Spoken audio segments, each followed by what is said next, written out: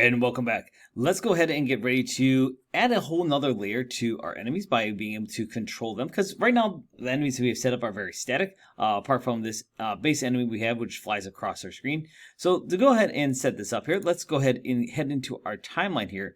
And we're actually going to introduce something called control tracks, which are going to kind of allow us to give that animation feel that we want for these different enemies. Now, of course, I currently have these two enemy ships here that I'm going to use as my base for everything.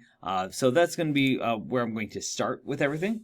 So let's get started by first going in here. Let's right click inside of where we hit underneath our player and animation. Or we can actually come in, actually hit this plus here. This might be faster, and choose a control track. And that's going to allow us to give control over basically multiple timelines. I'm going to go and delete my two enemy ships out of my hierarchy for now.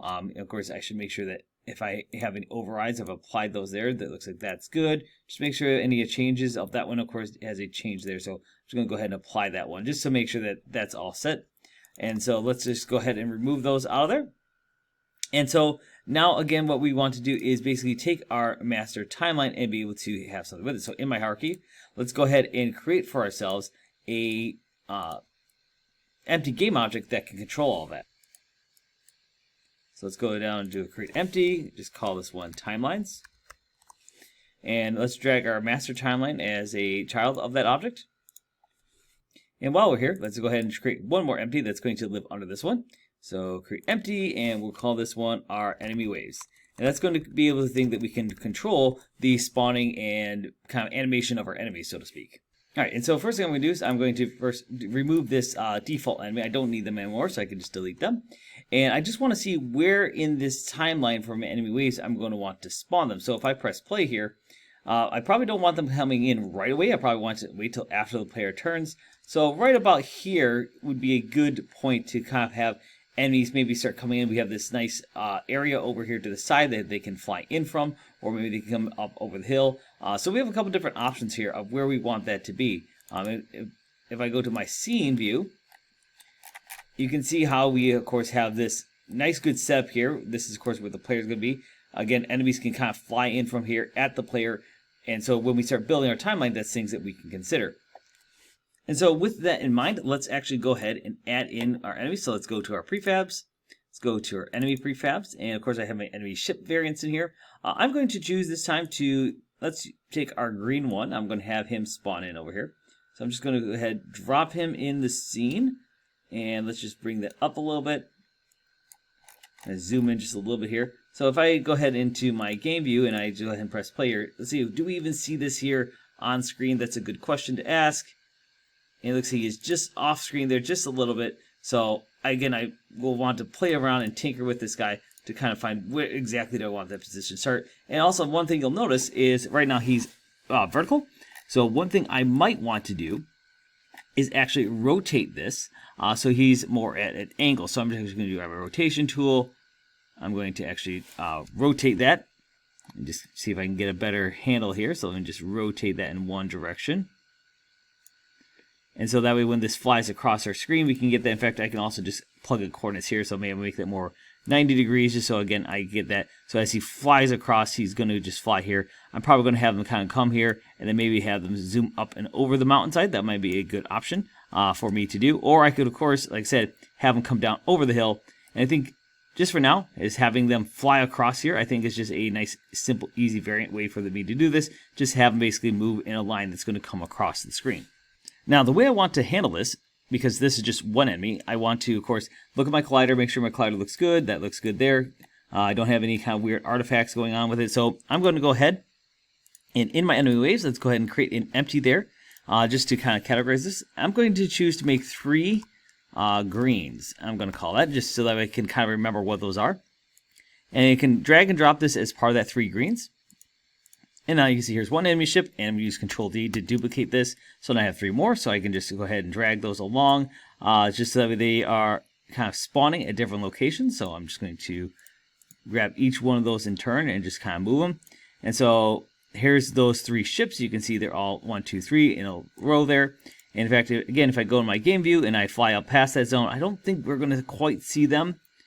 Yeah, they're just a little bit off camera there, so that's perfectly fine because, again, we're going to end up making these things fly across the camera so that way they can intercept the player and the player has to try to hit them. And now with this all kind of set up and ready to go, we can actually go right to our 3 greens. So this is our parent object here. And the nice thing is too, with the parent object, I could also move these around a little bit. And again, I think right here is a probably good point to start. But right here, you'll notice it says to begin a new timeline with 3 greens. We can go ahead and create a timeline asset. So let's go ahead and do that. And we want to save this inside of our timelines folder. And I'm just going to add a space here. So this is 3 green space timeline. Hit save. And now we have a timeline that's going to be for these objects. All right, and with that in mind, we can now, of course, grab our enemy ships here that we want to work with. But I want to make sure I stay here in this timeline so it's not clicking off. So I'm going to lock that view so we don't lose it. Grab my 3 enemy ships, drag and drop them in here. And, of course, you see it was trying to prompt us with something here. So let's see, we want to come in here and add animation tracks. So there we go. So we have enemy ship 2, and we have 1 and 1 and 2. Perfect. So those are all in here. Of course, if I rename them, I could have them a little more clear of which one's which. But as long as I know that this is maybe 0, I'm just going to add that on here, just so that way I can have a little more clear of which one is in which order. And now, of course, I'm free to start animating these.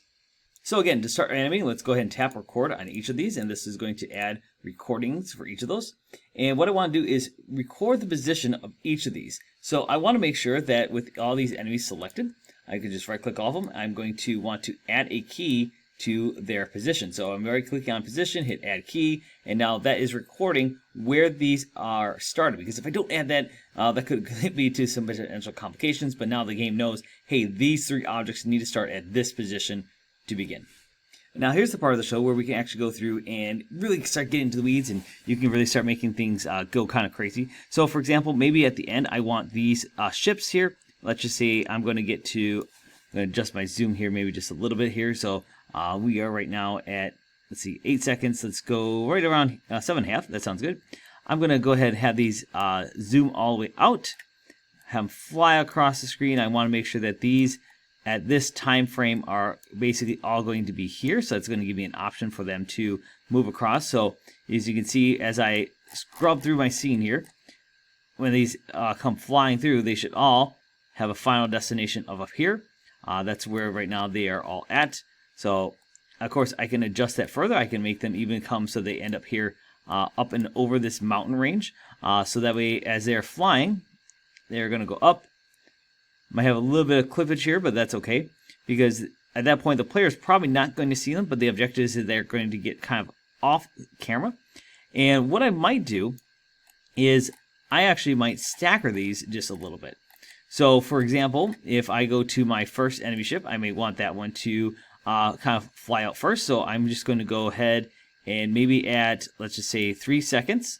All right, you can see right now they're all moving in unison. And I may not want them all to move in unison, so I might want to say, you know what, that's perfectly fine for that first missile, but maybe I want that second missile, so I'm going to go enemy ship 1. And instead of it starting here, I want to, of course, copy this position here. So let me just copy that property path. And I'm going to make sure I go to maybe at 1 second, roughly about there. That's where I want that to be. So I'm just going to go ahead and paste in that property value. So let's just add a key here first for that one, and I'm going to apply that property path that we had originally. So again, if we look here, this is our original position here that we have for the X, Y, Z. So copy that property path one more time. Let's fly on over to where we have that other key here, and we're going to go ahead and edit that key so that way we can go ahead and make that change, because we want to make it so that enemy ship 2 at that time frame is going to be locked in with these values. So let's just go ahead and paste those in. Then go ahead. It's giving me a little trouble, so I'm just going to go ahead and directly copy that value there from where we start. So let's go ahead and scrub all the way back to the beginning of our timeline. And again, I'm going to make sure I have that starting value here. And then let's jump to 1 second. Paste that in. Oh, looks like I'm on the wrong ship. I want enemy ship 2. There we go. Enemy ship 2. Paste that in. And that's just going to give it a small stagger there. And I'll do the same thing with enemy ship 2 here. I want to make sure that that keyframe right there at that position. So let's paste that in. That also adds in a frame. So now as they start to come, you can see those other missiles are rising, but that missile is moving first for the rest of them. So it's giving us just a little bit of a staggered approach. So Again, let's go ahead and go now, let's say, to about 2 seconds. And I'm going to add a frame or key right here for this third enemy ship. So again, I'm going to paste that value in. It should add a key there. And if I go ahead and press play, you can kind of see how that is currently turning out. Now, you notice that those didn't actually animate out through there, so a better way to handle this actually might just be to do this, because we haven't actually attached these yet to our master timeline. But if I watch this in the animation, they rise up, 1, 2, 3, beautiful. That actually is exactly what I'm kind of going for here for my 3 missiles. Now, part of the reason why this is not necessarily the way we want it quite yet is simply because at this point when we play these are all starting, of course, at moment 0.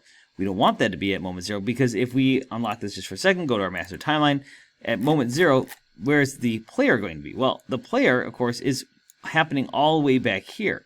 And so what we want to do is actually set up so we can add the enemy waves as an object that we can actually control here inside of our timeline. And so that's actually going to give us an option to have a lot more fine control over where and when we have that spawned. All right, so let's go ahead and grab our 3 green enemies. So I'm going to grab that, drag and drop that into my control track. You can see this down list here. And I can actually now scrub through my timeline. And you can see the player and the camera moving through here. You can see here's the enemies. You can see here they are. They're moving, of course, through my scene. And it looks like they might be a little high for where the player can actually see them. And in fact, if I go over to my game view and actually play this game, one thing I'll notice here, I should see them, but they, of course, are way too high above the player here. So that might be something I actually need to go into that animation to adjust. But, of course, this is a good setup here. You can actually see as I view in the master timeline how this is playing. And here's, of course, the enemies. They spawn in right here. Boop. And, of course, now they're moving and they're firing off independently. And, yeah, so they're just a little too high. I, of course, probably just need to take their starting position and just lower that. That's a pretty quick and easy fix. So, actually, let's go to my 3 greens here. Go to their starting position. And I just need to get their Y value of those enemy ships here. And let's just actually just decrease those all down. So I'm going to grab all of it at once. This will be the easiest way to do that.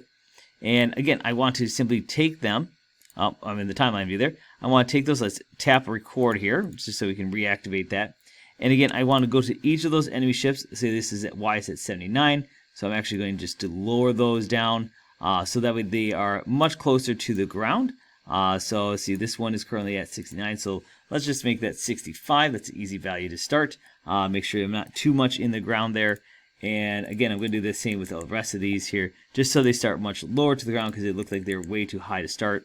And so now if I scrub them through, they're still rising up, so I may have to go to where these other stopping points are and just adjust that. So instead of 82, I might have to bring that down to, let's just say, 72 and do that for each of these ships here, because again, otherwise it looks like they're going to rise a little too high up here, and we'll do the same thing here. I'm going to bring this one down to 75, just so we get still some variety here. And so now when I scrub through these, they're still rising, but we are seeing, of course, some different paths here as they go to try to make their flight up and over the mountains, and that looks pretty good there. And again, I might have to tinker around with that, but it's just a quick way to save that. Again, so let's go to our game view and see if we can see the enemies at all now when we make our corner turn here. So I'm still not quite seeing them, but that is, I think at this point, just more a matter of fine-tuning, because if we look at our 3 greens timeline here inside our control track, let me go to my scene view here. You can actually see that, yes, these are spawning in. But again, I think in terms of where they are in relation to the player, yes, see when I changed the angle here, they look like they're actually coming in maybe just a little too late into the scene based on where the player is. So right here, you can see they basically are just starting to take off. So I actually are going to want to move them over so they can actually come into that scene view. And looks like, again, they're still a little too high, so I might have to go through and adjust that. So this, I think, is a good stopping point right here. There is a lot more that we can still do with the scene track, but I wanted to give you some time to go through and just create your first enemy wave, and so we can control that. Do your fine-tuning so that way you can get those so that the player not only can encounter them, but they can be in the path for us to be able to destroy.